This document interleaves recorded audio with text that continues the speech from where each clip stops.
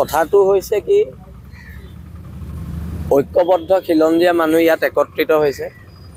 ধৰ্মৰ ঊৰ্ধ্বত ইয়াত থলগুৰি মানুহ একত্ৰিত হৈছে আৰু ইয়াক ধৰ্মীয় ৰহন যদি কোনোবাই হানিব বিচাৰিছে তো ভুল বিচাৰিছে আব্দুল ৰছিদ মণ্ডলৰ ওপৰত এতিয়া কংগ্ৰেছে কি ব্যৱস্থা লয় হেতু লক্ষণীয় হ'ব কাৰণ আব্দুল ৰছিদ মণ্ডলে খিলঞ্জীয়াৰ বিপক্ষে কথা কৈছে কংগ্ৰেছৰ পৰা বহিষ্কাৰ কৰে নকৰে তাৰ ওপৰত কথা হ'ব আজি প্ৰচণ্ড জাতীয়তাবাদী কিছুমান মানুহ দুদিনমান আগলৈকে কমিউনিষ্ট হৈ থকা কিছুমান মানুহে আজি আওপকীয়াকৈ আমাৰ 30 জাতীয় জনগোষ্ঠীয় সংগঠনক বিজেপি দালাল বিজেপি পৰুষণত আমি কাম কৰিছোঁ বুলি ফেচবুক পোষ্ট দিয়া দেখিছোঁ আওপকীয়াকৈ স্পষ্টকৈ কোৱা নাই কিন্তু আমি তেখেতক কৈ দিওঁ আমি এদিন কমিউনিষ্ট এদিন জাতীয়তাবাদী মানুহ নহয় আমাৰ 30টা জাতীয় জনগোষ্ঠীয় সংগঠন জাতীয়তাবাদ কৰি আছে আৰু জাতীয়তাবাদ সদায় ধৰ্মৰ ঊৰ্ধ্বত কৰি আছে আমি হিন্দু মুছলমানক লৈ জাতীয়তাবাদ কৰা নাই আমি জাতীয়তাবাদ কৰিছোঁ থলগিৰি খিলঞ্জীয়া মানুহখিনিৰ ভৱিষ্যত সুৰক্ষাৰ কাৰণে আৰু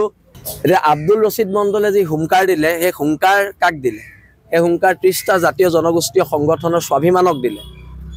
সেই 30টা জাতীয় জনগোষ্ঠীয় সংগঠনৰ ত্যাগক দিলে 30টা জাতীয় জনগোষ্ঠীয় সংগঠনৰ সৈনিকসকলৰ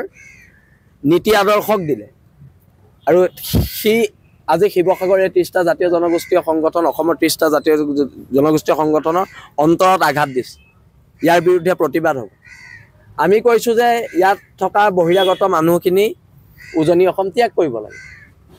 কাৰণ উজনি অসমখন আমাৰ ঘৰ আমি প্ৰথম আমাৰ ঘৰখন আমি সেফ কৰিব লাগিব সিকিউৰ কৰিব লাগিব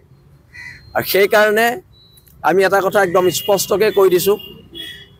যে 7 দিনৰ সময়সীমা আজি 3 দিন গৈছে আৰু 4 দিনৰ ভিতৰত তেওঁলোকে ত্যাগ কৰিব লাগিব তাৰ কাৰণে প্ৰত্যেক মানুহে সহযোগ কৰিব লাগিব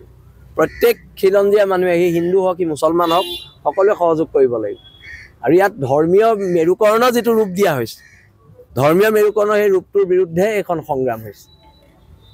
আমি এটো দেখুৱাব বিচাৰিছো যে উজনি অসমৰ থলগিৰি মানুহ না হিন্দু না খ্ৰীষ্টান না মুছলমান আমি ইয়াত থলগিৰি হিচাপে জীয়াই আছো অনাদি অনন্ত কাললৈকে থলগিৰি হিচাপে জীয়াই যাম আমসু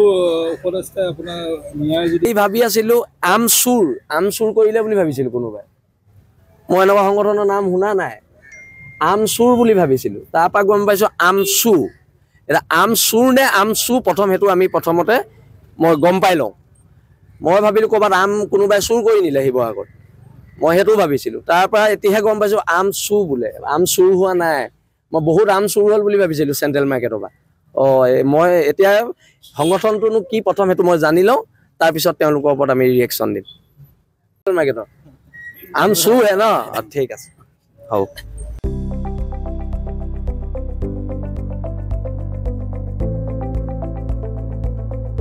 NB নিউজ সহজ সৰল ভাষাত নৱভাৰতৰ কথা।